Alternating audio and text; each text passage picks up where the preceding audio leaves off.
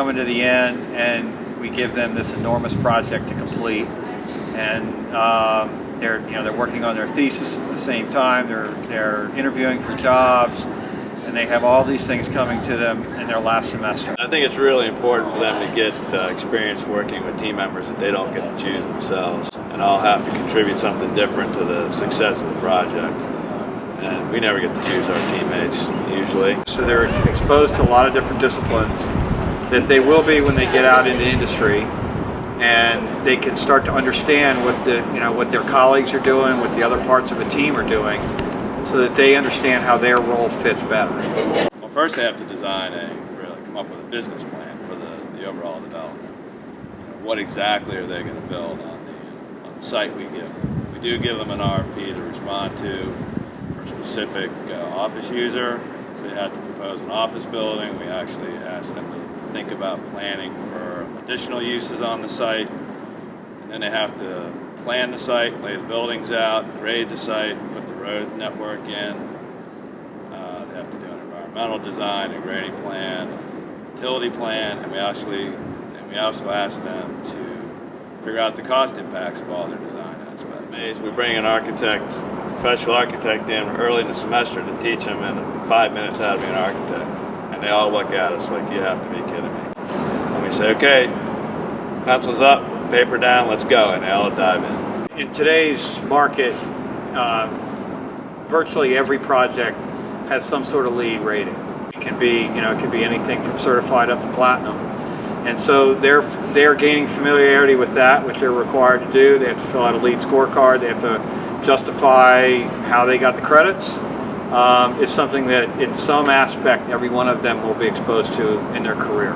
Similar to what they're getting ready to experience when they go out into industry. And to be around that and to see things start to click is very rewarding.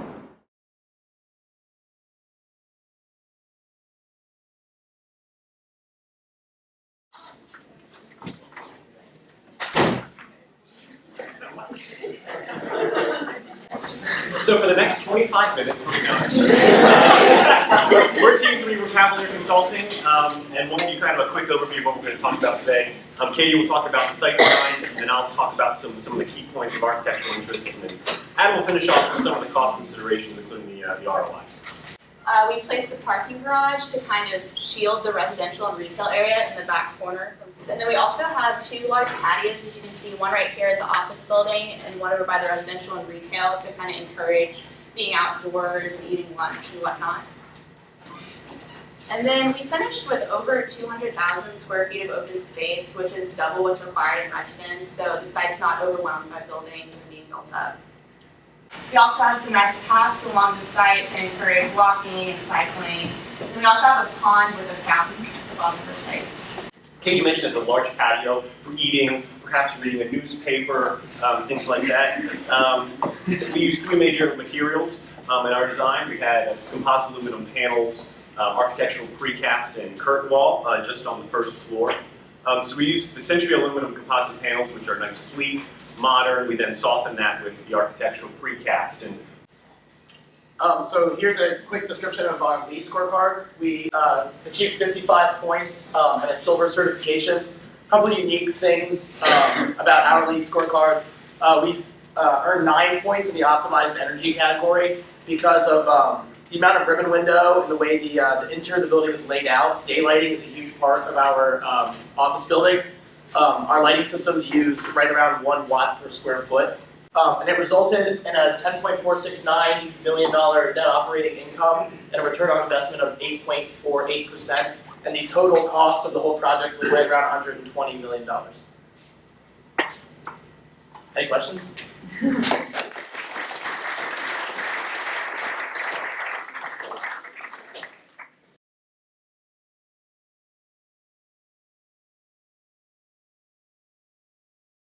So this is our site.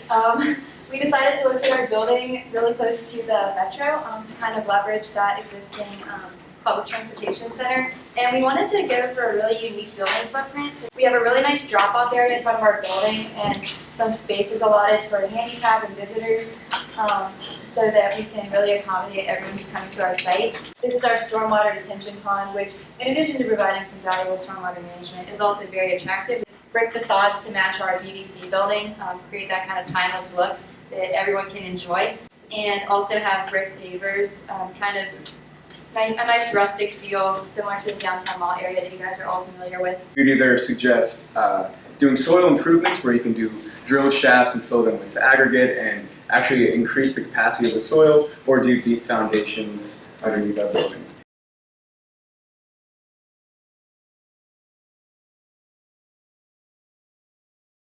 Team 2, I'm Caroline Blair. This is Adam McGuire, Sam Rosser. We are also with Stacy Leonard, Alicia, and we really centered the site on having the metro station right to the left. So we wanted people to be able to get from the metro to work, to their residence, and then back. So we're going to put recreational fish in there, such as bass, and catfish, and brim, and crappie. We would make it open to the public, and this would attract the employees and tenants. So, any questions?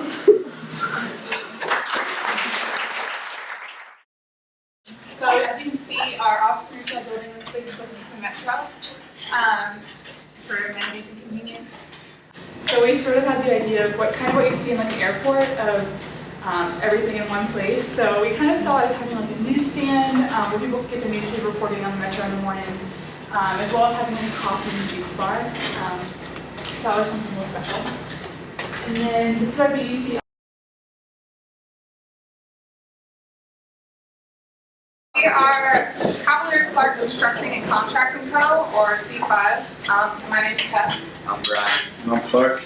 We have a multi-tenant office building where BDC is going to be occupying half of the lobby and then floors 4 through 14. And the secondary tenant will have floors 2 and 3. Also in the lobby, we are going to have restaurants to provide meal options for the BDC employees. We're going to have 2 structured garages. The total cost of our project is about $114 million, and we have a 10.6 return. This building here is our office building, the mixed use for EDC and secondary tenant. And we have kind of like this open space here with more or less like a park, a pond. There's be a little bit of like walking track around here. We kind of wanted our greeners to be different than the typical greeners. A lot of times you go up on top and it's just coming in from low shrubs, which are effective, but they don't really promote anyone going up there. So we thought we'd have some larger plants, create some shade, some walkways through there, a little bit of the image of what we were trying to go for.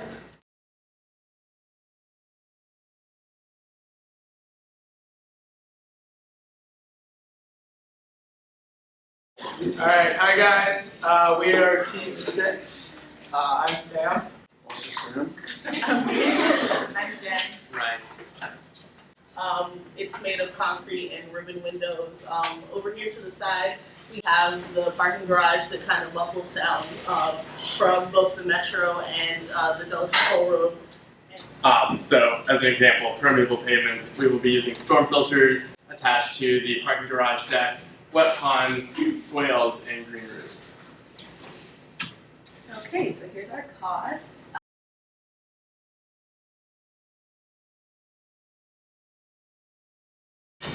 Our site, it was oriented around the metro to allow easy access to the metro. We have 3 major structures.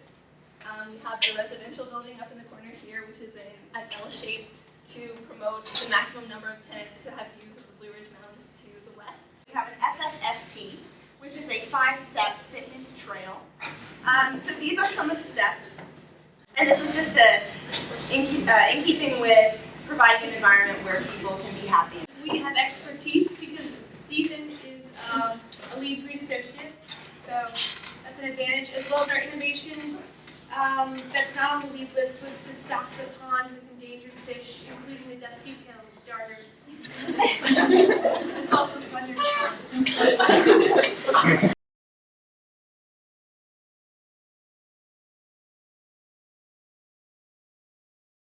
The inspiration for this development is to create a mixed-use development and a pedestrian corridor that connects Reston Town Center to the metro and the rest of the world.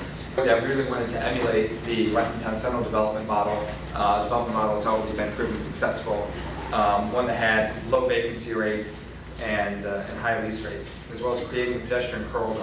Closely models the architecture found in Weston Town Central, very closely models. Thank you, and it's great stuff.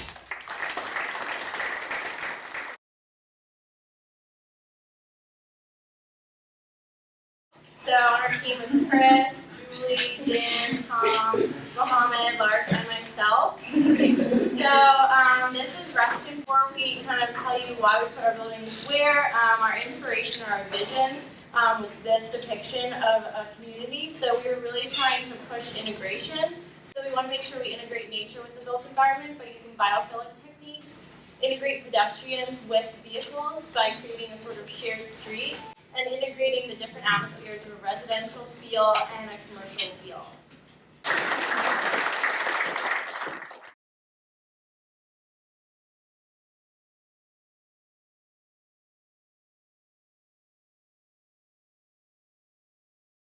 Our goal is to create a better everyday life for the people associated with our projects by combining efficiency with beauty. This is our team scattered throughout the audience, but up here is me and our architect, and me, our project manager, Lily Cartwright. I'll run through this pretty quick. This is the facade of our building, which is 1/3 brick and 2/3 curtain wall. I assume a lot of people might have done the curtain wall, but we were kind of hoping our brick facade kind of made us stand out in like just the Reston area itself. This is our basement, which includes a gym. And we just put IT department, mail room, supply room, and there's no windows here, so who cares about IT, right?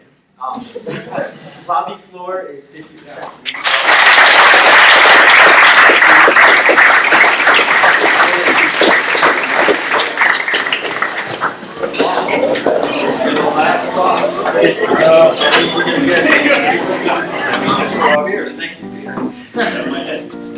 I think it was probably working as a team, getting all these different schedules, everything together, and doing a technical project, because it's not just something that one person can do.